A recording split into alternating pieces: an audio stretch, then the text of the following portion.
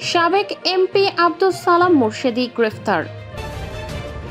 এদিকে 5 মিশনের রাষ্ট্রদূতকে দেশে ফেরার নির্দেশ। জানাবো উপদেষ্টাদের সম্পদের হিসাব দিতে নীতিমালা জারি। আরও জানাবো সাবেক এমপি একরামুল করিম গ্রেপ্তার।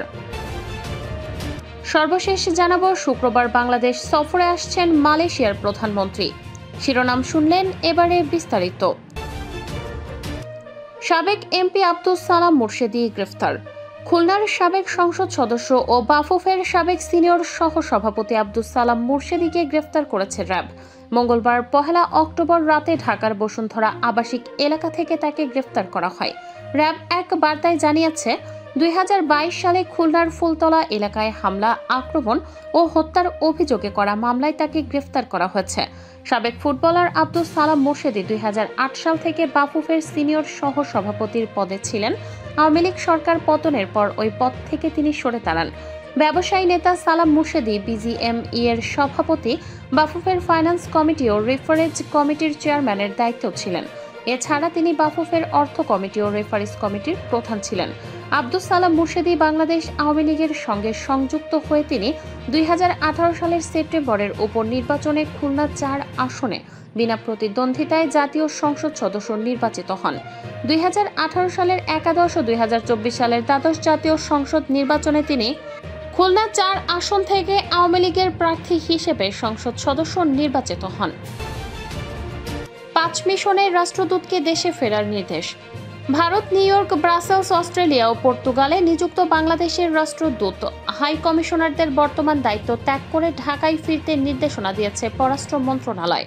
মঙ্গলবার পররাষ্ট্র মন্ত্রণালয়ের প্রশাসন অনুবিভাগ পৃথক পৃথক অফিস আদেশে নির্দেশনা দেওয়া হয়।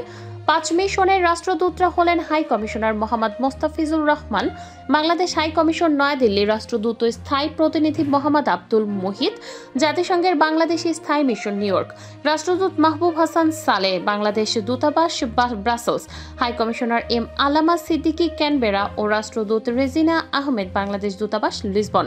পররাষ্ট্র মন্ত্রণালয়ের মহাপরিচালক মোহাম্মদ নাজমুল হক স্বাক্ষরিত পৃথক পৃথক অফিস আদেশে বলা হয়েছে, আপনাকে সদর দপ্তর পররাষ্ট্র মন্ত্রণালয় ঢাকায় বদলির সিদ্ধান্ত গৃহীত হয়েছে।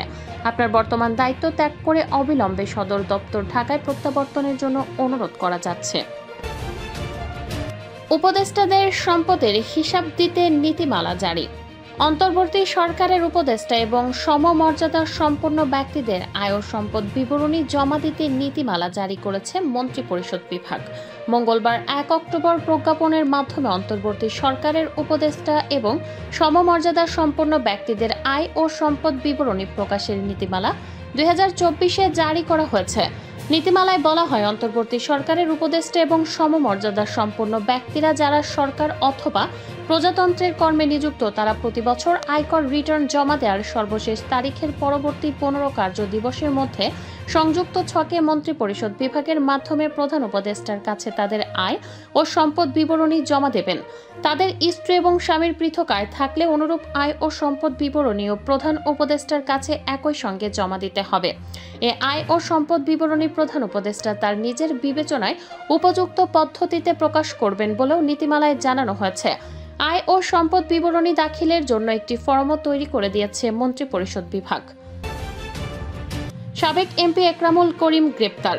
নোয়াখালী 4 আসনের সাবেক সংসদ সদস্য ও জেলা আওয়ামী লীগের সাবেক সাধারণ সম্পাদক মোহাম্মদ একরামুল করিম চৌধুরীকে গ্রেফতার করেছে র্যাব। মঙ্গলবার 1 অক্টোবর রাতে চট্টগ্রামের খুলশী থেকে গ্রেফতার করা হয় তাকে। একরামুল করিম চৌধুরী 2008 সালের 29 ডিসেম্বর অনুষ্ঠিত 9ম জাতীয় সংসদ নির্বাচনে প্রথমবারের মতো সংসদ সদস্য নির্বাচিত হন। পরবর্তীতে 10ম, একাদশ ও দ্বাদশ জাতীয় সংসদ নির্বাচনেও তিনি পুনরায় সংসদ সদস্য নির্বাচিত হন। এর আগে 2001 সালের জাতীয় নির্বাচনে নোয়াখালী 4 আসনে আওয়ামী লীগের টিকিট না পেয়ে স্বতন্ত্র প্রার্থী হিসেবে নোয়াখালী 5 আসনে প্রতিদ্বন্দ্বিতা করে হেরে যান একরামুল করিম চৌধুরীর স্ত্রী কামরুন নাহার শিউলি নোয়াখালীর কবিরহাট উপজেলা পরিষদের চেয়ারম্যান ছিলেন।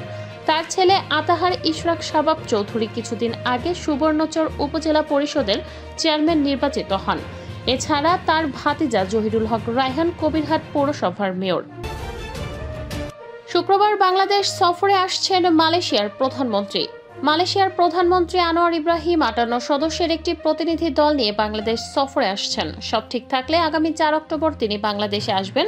মঙ্গলবার পররাষ্ট্র মন্ত্রণালয়ে আয়োজিত এক সংবাদ সম্মেলনে পররাষ্ট্র উপদেষ্টা এম তৌহিদ হোসেন এ তথ্য জানান। তিনি বলেন, অন্তর্বর্তী সরকারের প্রধান হিসেবে দায়িত্ব গ্রহণের পর প্রধান উপদেষ্টা প্রফেসর মোহাম্মদ ইউনুসকে গত 13 আগস্ট মালয়েশিয়ার প্রধানমন্ত্রী টেলিফোনে স্বাগত জানান এবং শুভেচ্ছা বিনিময় করেন। একই সঙ্গে তিনি নবগঠিত অন্তর্বর্তী সরকারকে সম্ভাব্য সব সহযোগিতার আশ্বাস দেন। টেলিফোনে আলাপকালে প্রধান উপদেষ্টা মালয়েশিয়ার প্রধানমন্ত্রীকে বাংলাদেশ সফরের আমন্ত্রণ জানান।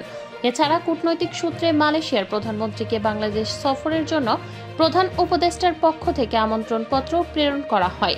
এর প্রেক্ষিতে মালয়েশিয়ার প্রধানমন্ত্রী আগামী 4 অক্টোবর বাংলাদেশের সরকারি সফরে আসছেন। উপদেষ্টা বলেন, প্রায় 1 দশক পর মালয়েশিয়ার কোনো প্রধানমন্ত্রী বাংলাদেশ সফর করবেন। মালয়েশিয়ার প্রধানমন্ত্রীর সরকারি সফরটি বর্তমান সরকারের সময় প্রথম বিদেশি কোনো সরকার প্রধানের বাংলাদেশ সফর। ফলে দ্বিপাক্ষিক সম্পর্কের ক্ষেত্রে সফর অত্যন্ত গুরুত্বপূর্ণ। তৌহিদ হোসেন বলেন, সফরকালে মালয়েশিয়ার প্রধানমন্ত্রী আনোয়ার ইব্রাহিম রাষ্ট্রপতি এবং প্রধান উপদেষ্টার সঙ্গে দ্বিপাক্ষিক বৈঠক করবেন।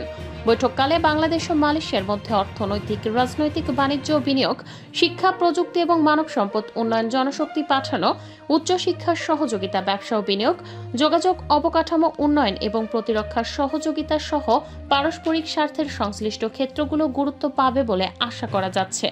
তিনি বলেন, 2025 সালে মালয়েশিয়া আসিয়ান জোটের সভাপতির দায়িত্ব নেবে। জোটের রোহিঙ্গা প্রত্যাবাসন বিষয়ে মালয়েশিয়ার সক্রিয় সহযোগিতার আহ্বান জানানো হবে। এছাড়া আঞ্চলিক সহযোগিতার ক্ষেত্রে আসিয়ানে বাংলাদেশের সেক্টরাল ডায়ালগ পার্টনার হওয়ার বিষয়টিও বিশেষভাবে তোলা হবে।